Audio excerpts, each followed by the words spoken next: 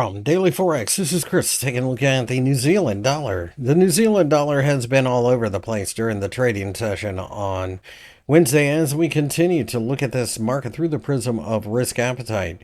Keep in mind that the 0.5950 level underneath has been massive support for 3 days in a row, so it does suggest that perhaps we are getting close to the bottom here.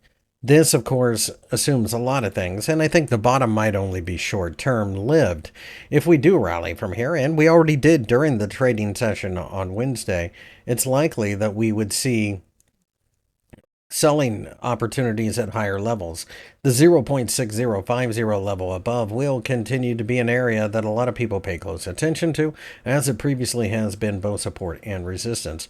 Furthermore, we also have the 50-day EMA is rolling over and getting ready to break down below the 200-day EMA, kicking off the so-called death cross. Whether or not that actually has any real influence remains to be seen, but you should also keep in mind that the New Zealand dollar is highly sensitive to commodity markets, despite the fact that the commodities that typically come out of New Zealand are soft commodities, meaning that they're more food-based.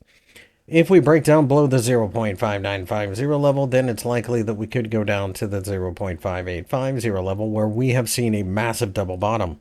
With the interest rates in the United States rising over the longer term, it does make a certain amount of sense that the US dollar continues to strengthen. That being said, we are a little oversold, so I look for a bounce. But that bounce, at least from what I can see, will more likely than not be a selling opportunity.